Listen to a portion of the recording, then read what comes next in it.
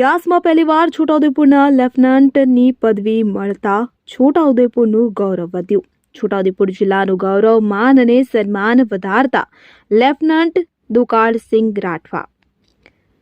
છોટાઉદેપુર જિલ્લામાં આવેલ રંગપુર રાઠ વિસ્તાર મોટી સાંડલીના મૂળ વતની દુકાળસિંહ દેવસિંહ રાઠવા 30 વર્ષથી ઇન્ડિયન આર્મીમાં ફરજ બજાવી રહ્યા છે.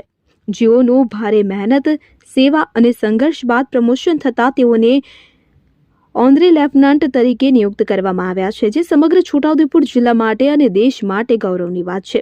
આદિવાસી અંતરિયાળ વિસ્તારમાં રહીને મોટા થયેલા અને ભારતીય સેનામાં 30 વર્ષ પહેલેથી આર્મીમાં જોડાયા હોય કે જ્યારે તેઓને પદવી મળતા સમગ્ર છોટાઉદેપુરમાં આનંદની લાગણી ફેલાઈ છે. છોટાઉદેપુર તાલુકાના રાઠ વિસ્તારના મોટી સાંડલી ગામના વતની દુકાળસિંહભાઈ રાઠવા પાછલા 30 વર્ષથી આર્મીમાં નોકરી કરી રહ્યા છે. આપણા દેશમાં અને વિદેશોમાં નોકરી કરી દેશ સેવા આપી રહ્યા છે. તેમની અથાગ મહેનત અને જુસ્સાને યુવાઓએ આવકાર્યો છે અને વખાણ્યા છે. ઉલ્લેખનીય છે કે 15 ઓગસ્ટના રોજ સેના ભવન દ્વારા સુબેદાર રેન્કમાંથી ઓનરી લેફ્ટનન્ટનું પ્રમોશન મળવા બદલ દુકાળસિંહભાઈ રાઠવાને છોટાઉદેપુર જિલ્લા વતી ખૂબ ખૂબ અભિનંદન પાઠવવામાં આવ્યા છે. જ્યારે રાઠ વિસ્તારથી પહેલા ઓફિસર બનવા બદલ છોટાઉદેપુરના જય જવાન સૈનિક ફાઉન્ડેશન તરફથી ફરીથી હાર્દિક અભિનંદન પાઠવવામાં આવ્યા છે.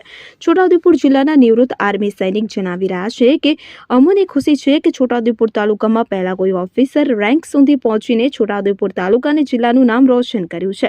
આવનારા સમયમાં છોટાઉદેપુર જિલ્લામાં જે વિદ્યાર્થીઓ આર્મીમાં જોડાવા માંગતા હોય તેમના માટે દુકાળસિંહ રાઠવા મોટિવેશન આપતા રહેશે. જ્યારે આપણા જિલ્લાથી વધારેથી વધારે વિદ્યાર્થીઓ દેશની રક્ષણ માટે જોડાય એવી આશા છે. જય જવાન સૈનિક ફાઉન્ડેશનના પ્રમુખ ગોપાલભાઈ રાઠવા અને મંત્રી રતુભાઈ રાઠવાએ વ્યક્ત કરી છે. ગોપાલભાઈ, આપ નિવૃત્ત આર્મી મેન છો અને છોટાઉદેપુરના આદિવાસી વિસ્તારના જે દુકાળસિંહભાઈ છે, જેઓને આર્મીમાં બહુ મોટો હોદ્દો મળ્યો છે, એ વિશે શું કહેશો? અમને ગર્વ છે કે દુકાળસિંહભાઈ 1995માં સેનામાં જોડાયા હતા, એક નોર્મલ સિપાઈ રેન્કથી, ને આજે લગભગ 30 વર્ષ નોકરી થવા આવી છે. એમાં 30 વર્ષોની અંદર દુકાળસિંહભાઈ એક સિપાહીથી માંડીને આજે ઓર્ડિનરી લેફ્ટનન્ટ તકનું પ્રમોશન લીધું છે. અને ખાસ કરીને વાત કરીએ તો છોટાઉદેપુર તાલુકાના પહેલાં અને અમારા જે રાઠ વિસ્તાર કહીએ છીએ, જે પૂર્વ પટ્ટીનો રાઠ વિસ્તાર છે, એ વિસ્તારમાં કોઈ આવી ઓર્ડિનરી કેપ્ટન સુધીની રેન્કના આજ સુધી બન્યા નહીં. એ ગર્વની વાત છે. અમને ખુશી છે. અને બીજું કે આવનારા સમયમાં જે વિદ્યાર્થીઓ આર્મી, પોલીસ વગેરે તૈયારી કરે છે, એમનું મોટિવેશન મળતું રહે. છેલ્લા 2 વર્ષની અંદર કેટલા આપણા આદિવાસી યુવાનો આર્મીમાં જોડાયા હશે?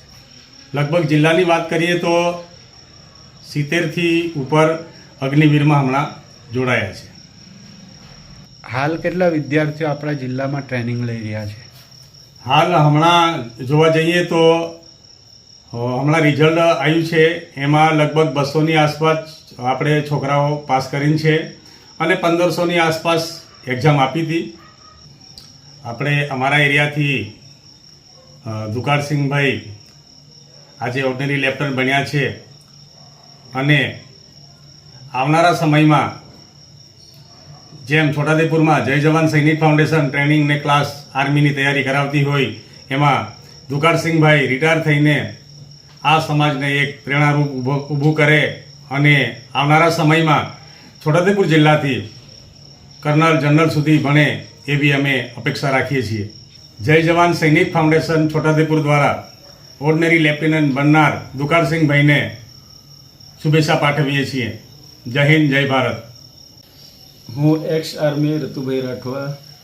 હું પણ ભારતીય સેનામાં 19 વર્ષ 9 દિવસ સેનામાં નોકરી કરીને 2022-31 માર્ચે રિટાયર થયા અને હું સેનામાં હરેક રાજ્યમાં નોકરી કરી પરત અહીંયા ગુજરાતમાં સરસ રીતે હું ભારતીય સેનામાં 19 વર્ષ 9 દિવસ નોકરી કરીને હું અત્યારે અહીંયા ગામડે છોટાઉદેપુર ખાતે સરસ રીતે અમે અહીંયા રહીએ છીએ, જેનો અમને આદિવાસી સમાજ રીતે અમને ગર્વ છે કે ભારતીય સેનામાં 30 વર્ષ સેવા કરી અને સિપાહીથી લેફ્ટિનન્ટ સુધી જે રેન્ક મેળવી એ બહુ સંઘર્ષની વાત છે.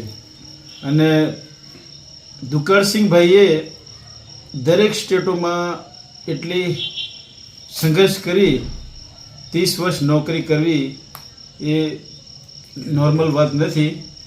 અને આજે દુકાળસિંહભાઈ સેનામાં 30 વર્ષ નોકરી કરી સહી સલામત આવે એ અમારી લાગણી છે. અને આદિવાસી સમાજ પ્રત્યે દુકાળસિંહભાઈ પોતાનું નામ રોશન કર્યું અને છોટાઉદેપુર જિલ્લાનું બી નામ રોશન કર્યું. એ બદલ હું ધન્યવાદ પાઠવું છું. જય હિન્દ, જય ભારત. ઋતુભાઈ રાઠવા.